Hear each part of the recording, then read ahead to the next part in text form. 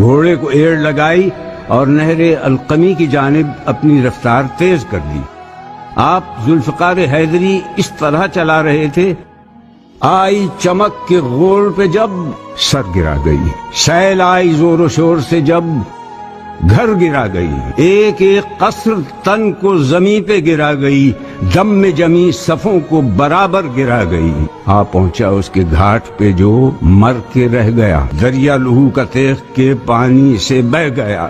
نہر پر آپ کا قبضہ ہے۔ ایسے میں نفس کیا چاہتا ہے؟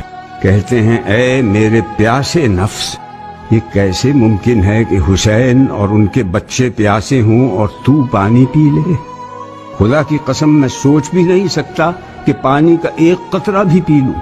آپ کے گھوڑے نے بھی منہ موڑ لیا اور وہ بھی پیاسا رہا۔ عباس آبرو پہ بڑا حرف آئے گا۔ پانی پیا تو نام